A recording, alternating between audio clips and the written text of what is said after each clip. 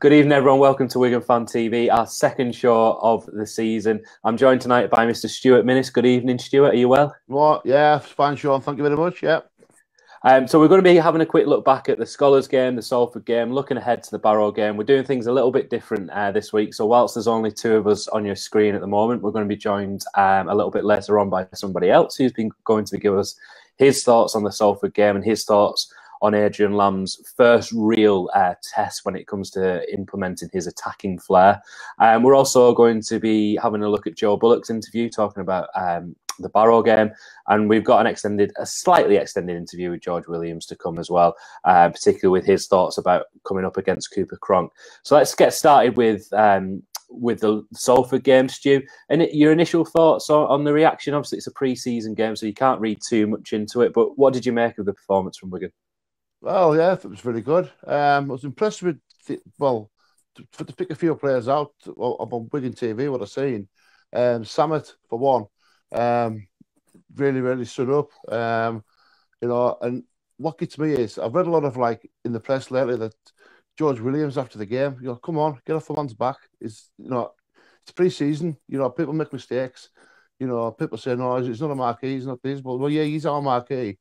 And he will get better. You know what I mean? People's ring rusty this time of year. That's why we have these families. He did all right, though, didn't he? I mean, he got two assists. And exactly. I mean, I know exactly what you mean, Stu. People were sort of saying that because I think perhaps he was putting the kicks in early and tackles, and he was trying those. Exactly. But if ever there's a time to try those players, it's in pre-season, surely. Yeah, it's now. Yeah, it's like Adrian Lamb said. The results don't matter. Okay, they don't lose fans, really. Come on, let's admit it. But the results don't matter, really. It's all about getting the combinations right and ready for when we go out against our friends in 2 weeks' time. Do you know what I mean? Get it ready for them. Yeah. I mean, one of the sort of big things, obviously, was Jared Samet being there on the right edge.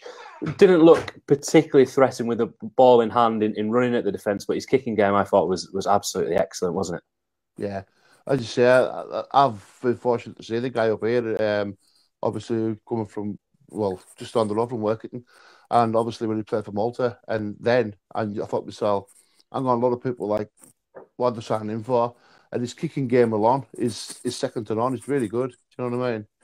So one change that we saw in the Salford game as well was the start of Gabe Hamlin started at 13, and then Liam Farrell moving to 13 as well. Now Sean O'Loughlin, I think they're going to pick and choose his games, aren't they? They're going to protect him.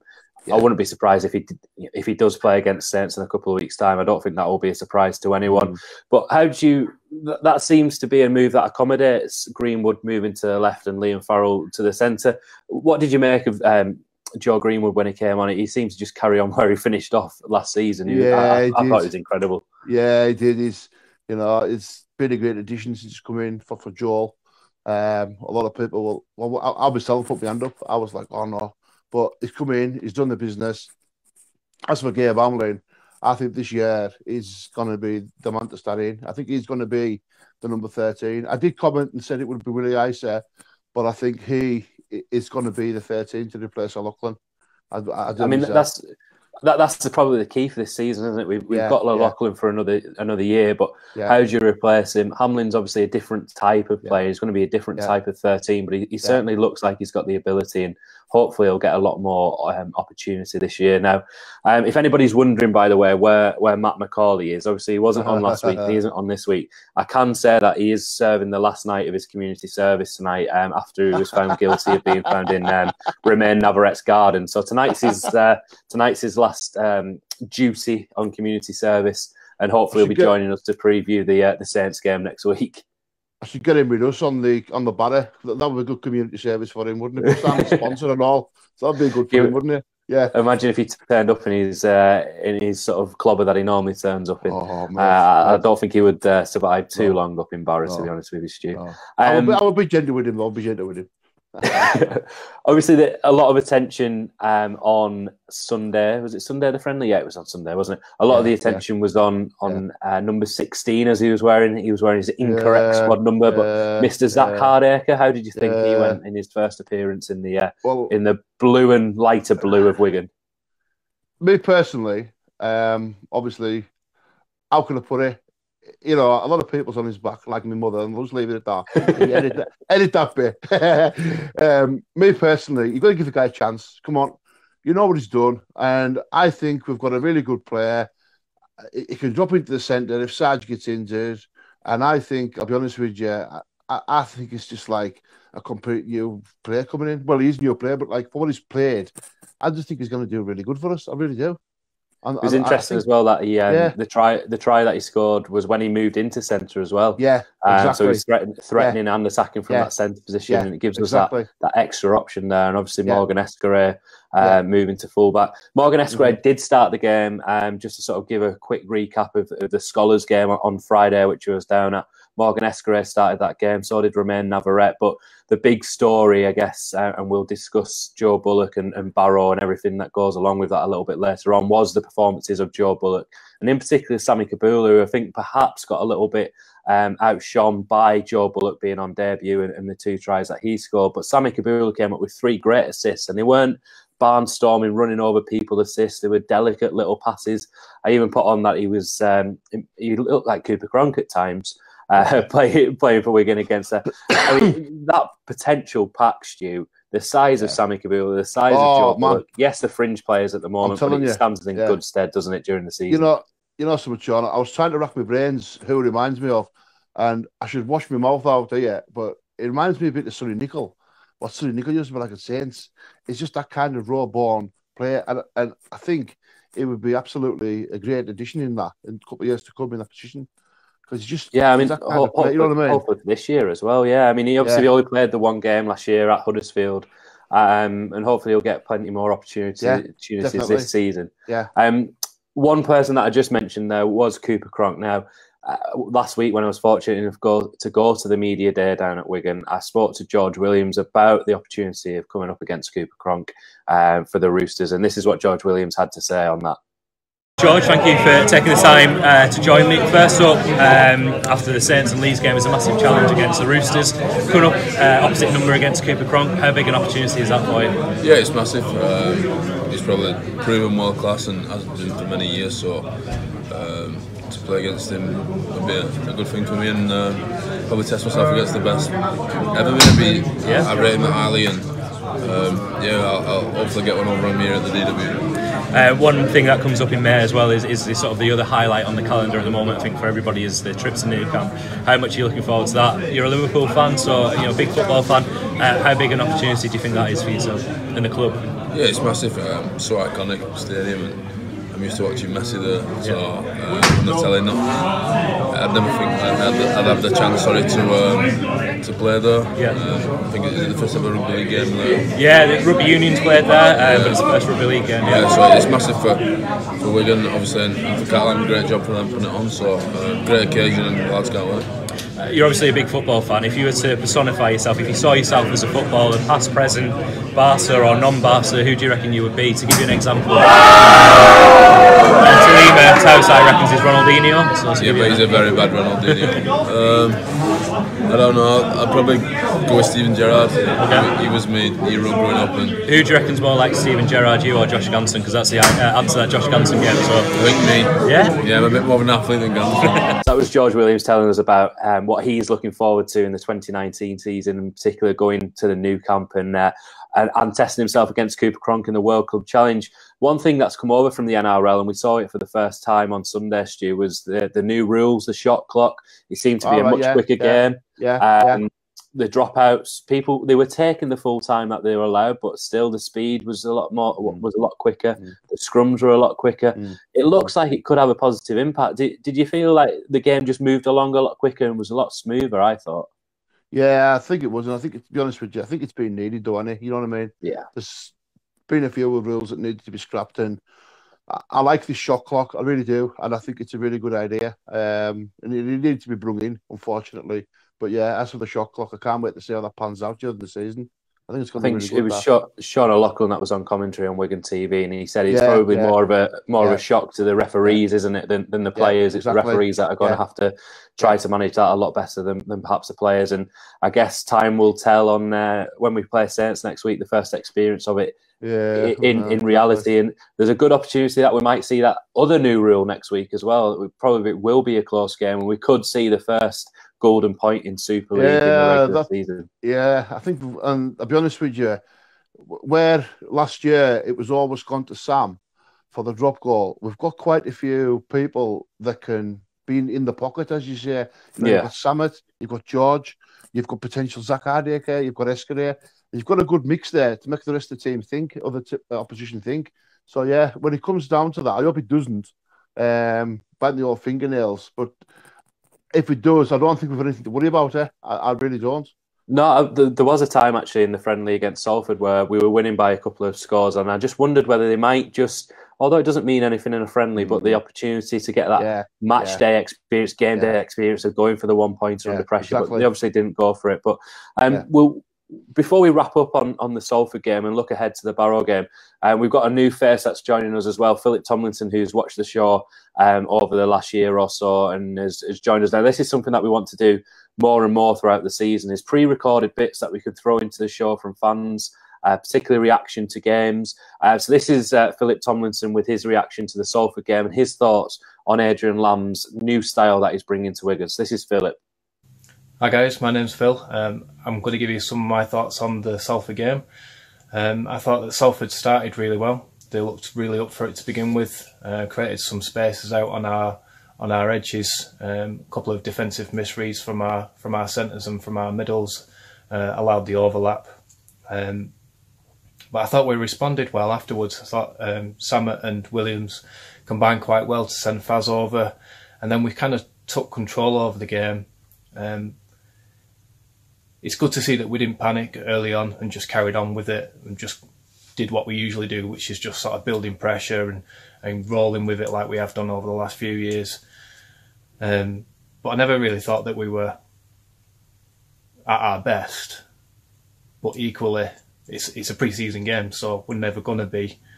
It was quite an underwhelming performance. But whereas previous years in pre-season we've played a lot of different players. We've played a lot of our fringe players to see how they'll get on, and we've come away with some individual performances. We've kind of come away with a win with quite a lot of that as well, so which is nice to see. Some pre-seasons I've kind of gone into the season looking at our next couple of fixtures thinking, oh, we're not going to get through here, but we never really looked like we were out of control, which is great to see. And I think Williams summed it up afterwards in his post-match interview and said that the players were only at about 20%, and to score nearly 30 points in a game at only 20% is quite encouraging to see. I think Greenwood played well, especially in the second half. There's about 70 odd minutes he sent Zach Hardacre through, scoring almost underneath the sticks. I think that's really good. It's quite pleasing to see some players in some different positions, because it means that Faz and Hamlin can go and step into that loose forward role when we've not got lockers available. And I think, if memory serves me right, I think Hamlin was originally signed as a loose forward as well, so that'll be interesting to see as the year goes on. I think Lam is playing his cards close to his chest, so I reckon at the beginning part of the year we're probably going to play a bit like Sean Wayne did.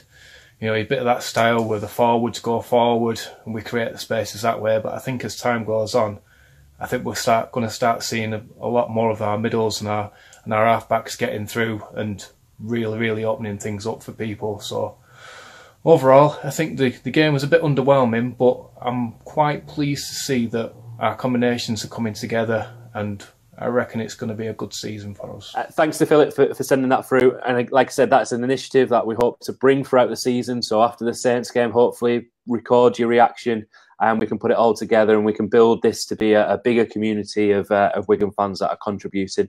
Now, Stu, one of the key reasons I wanted you on here was you've already alluded to the fact that you don't live too far away from well, you do, but you live in Cumbria. So we wanted a Cumbrian on to preview the Barrow game. Firstly, before we look at the game itself, how important is it as a Cumbrian, as somebody living in Cumbria, to see Wigan back up there for the first time in what, 4 or 5 years, the first friendly up there. How big is it? Because there's obviously lots of fans like yourself up in Cumbria that do follow Wigan. Absolutely amazing. Huge thing to see us up here. Even though probably half a team, but at the end of the day, it's Wigan, and you support them, whatever, thick and thin. There's quite a lot of lads that I know up here that's big Wigan fans like myself, and they're like, yeah, it's a big chance that we're all going to be there. We'll turn out and cheer the lads on. It's going to be a really good day. I'm looking forward to it, to be honest with you. You know what I mean? Even you said, it's likely to be fringe players, but those fringe players, we've got a squad of about 34 players now. So these are players who we expect to see on Saturday. The likes of Stami Kabula, Josh Ganson, people with points to prove, Liam Paisley. Do you think that almost should make it a close game? Because Barrow have had a couple of friendlies already. They're looking eager, aren't they? And this will be a massive scalp for Barrow. Yeah, massive scalp. But I'll be honest with you. There's a kid plays for, well, I get this right. There's a kid plays for Barrow called Theo Ritson. Now, I can remember Theo Ritson when he was under 9s, and I used to help coach them. And I remember saying to the guy I was up and coaching under 9s at the time, that Theo Ritson will go far. And now he's playing for Barrow. And his absolute flying machine is brilliant. Look out for him. I'm telling you now, he's brilliant. Good little player, full-back. One of the other players who... there is a Wigan and Barrow strong connection there. Gareth Hawke, obviously, at Barrow this year, won't be playing.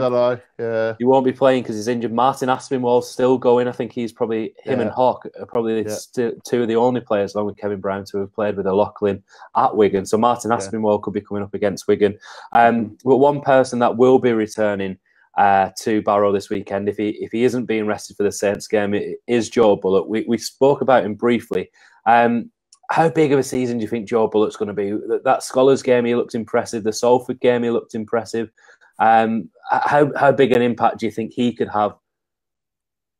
To be honest with you, Joe Bullock, when I seen the guy, I looked at him, and obviously I've spoken to a few people down in Barrow that I know about him.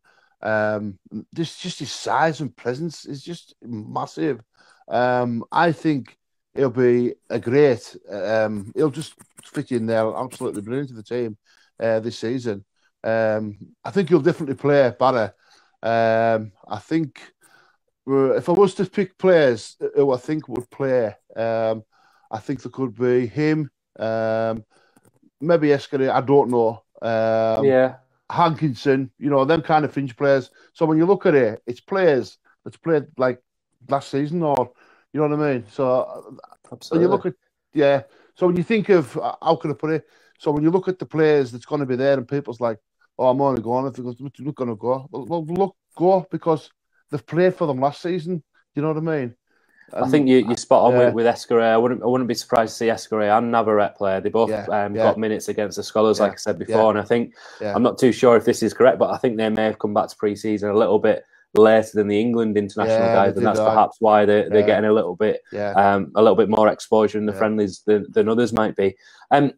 We're talking of Joe Bullock. We asked him when I went to the media day what his thoughts were on returning to Barrow and whether he thought he would have a target on his head, and this is what Joe had to say on that. Yeah, I'm really looking forward to it. I think that's going to be a good challenge for me. It'll be different going back to Craven Park and playing against Barrow. I've been there for so long. I really wanted this chance to come and play the Super League and have the opportunity to come here. So that's the first step, isn't it, to get a couple of games in pre-season and work my way into the team. Have you set any targets for yourself in terms of how many appearances you want to get this year? Or? I want to work it from the very off. From the very first game, I want to be trying to compete and get into that team. Every week, I want to be putting myself in there to get selected. So I'm not expecting just to walk straight into it. I know it's going to be a challenge. It's going to be a tough ask to kind of work in and get past some players who've been there all for the last few years. But that's part of the challenge. So that was Joe Bullock talking about his return to Craven Park. That's the name of the ground, isn't it?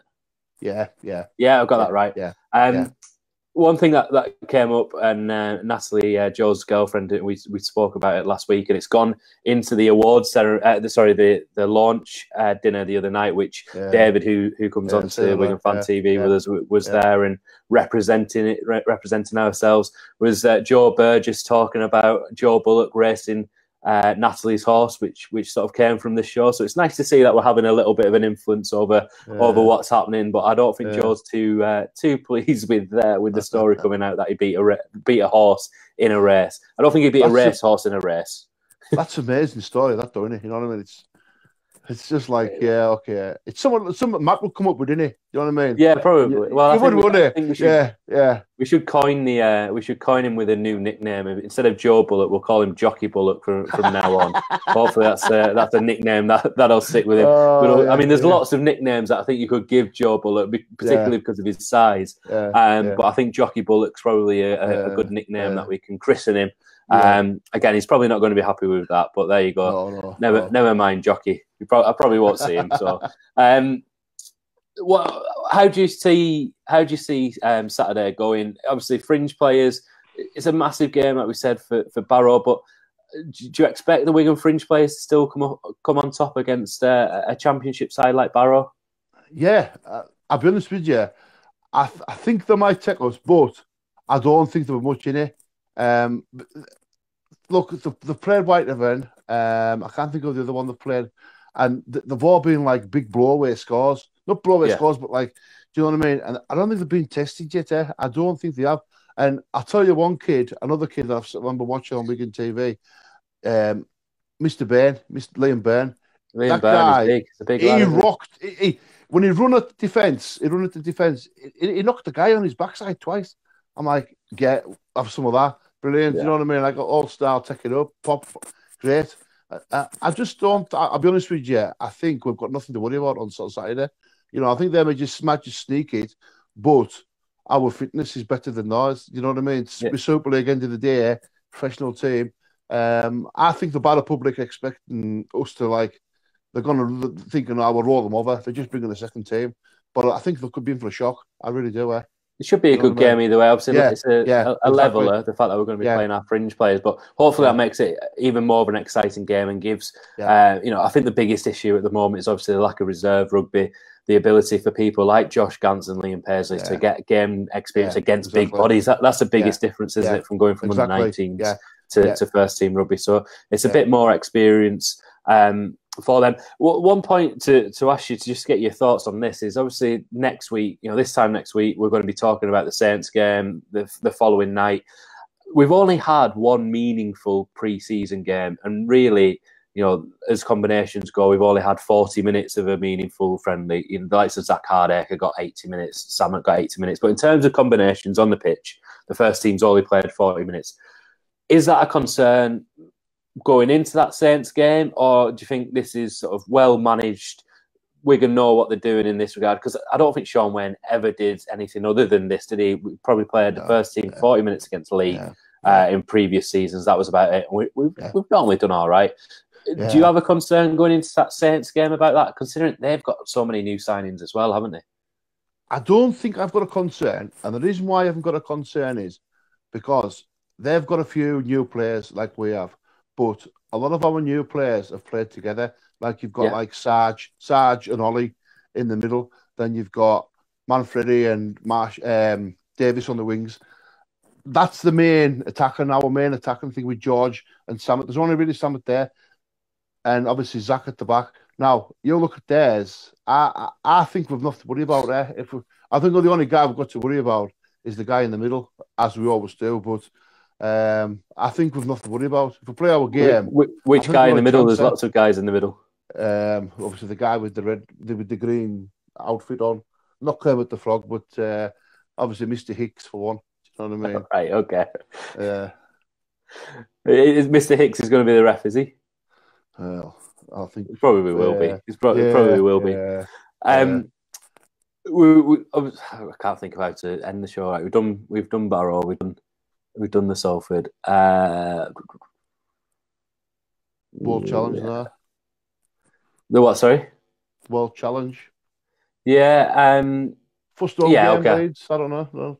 Yeah. Okay. So, one last thing, Stu, before we go. Obviously, we've had by the time the Barrow game's finished, we've then got two big games against Saints, Leeds. Do you think the team's slowly building towards that World Club Challenge game against the Roosters, and how much of a distraction do you think that might be? Or does the fact that we've got Saints and Leeds first take away any distraction element, because them in themselves are two massive games before we face the Roosters? Me personally, I would rather play the Bin Dippers and Rhinos first. End of. Right? Because it's like this. We don't want to play London and Salford first. We want two good hard teams to play against before we take the Aussies. So it prepares us for that battle. Do you know what I mean? Yeah, spot on. I couldn't agree with you more. And I think what you've done there is hit the nail on the head. From the media day, from the interviews that the players have been doing. Whenever I brought up the Roosters game, they weren't, not that they were disinterested in that, but it was almost every single one of them said, we've not really thought about that. We've not really had to talk about that yet because of these first two games against St Helens and Leeds. They've been put there intentionally. Hull are playing, Hull KR. We've got big games to start the season with intentionally. We know that. But this could work in Wigan's benefit, certainly, as we build towards that Roosters game. Now, Stu, before we leave, I want to say, firstly, thank you so much for joining me tonight, giving us a little bit of an insight from a Cumbrian's point of view about Wigan going back up to Cumbria. One thing that was pointed out last week as well by Peter Meadows that watches was that all four of us on the screen at the same time basically looks identical in terms of we had beards and glasses, apart from I didn't have glasses. I guess so. Yeah, it was funny. Yeah, it was funny. Yeah, I'm going to laugh at that. Yeah. So at least, I don't think we look too similar. There's no beard or glasses going on. No, my beard's gone now. November's gone, so mine's gone, shaved off, I'd say, for next year. So we've managed to tick that box. And then because this is a pre-recorded show, we've managed to put some edits in. I'm going to finish with something a little bit different to finish the show. So Stu, thank you so much for joining me. Sean. And we'll see everybody next week to preview the St Helens game. So this is my attempt to broaden the demographic of people that do go onto Wigan Fan TV, that you don't have to have a beard and you don't have to wear glasses. So introducing 6-month-old Lydia. Did you just burp? That's one way to get on the show, isn't it? So, Lydia, I'm going to ask you some questions about Wigan. Is that all right? Yeah, this isn't going to be too good because she can't talk. It might get better when she can talk, I guess. So, who has the better beard, Jared Sammett or me? You okay? Wigan against Barrow this weekend. Joe Bullock going back up to Barrow. What do you think about the stories about him racing a horse and beating it over 50 metres? Yeah? Is that a good story? Okay. And finally, Lydia, are you more interested in Moana? Never mind. It was a good attempt, wasn't it, to try and broaden the demographic. But like I say, when she can start talking, it might become a little bit better. Is there anything you want to say to anybody? Your first time on Wigan Fan TV? You know me chatting loads. Have you gone camera shy? Okay. So there you go. Increasing and broadening the demographic here on Wigan Fan TV to include a 6-month-old girl. So yeah, that's Lydia Rose Lawless for you, ladies and gentlemen. Obviously a future rugby commentator there for you with all that she's got to say. Thanks for watching, and we'll see you next week when we're previewing the big one, the St Helens game, and we're back with the Super League action rather than pre-season games, and hopefully Lydia might have learned how to talk by then, who knows.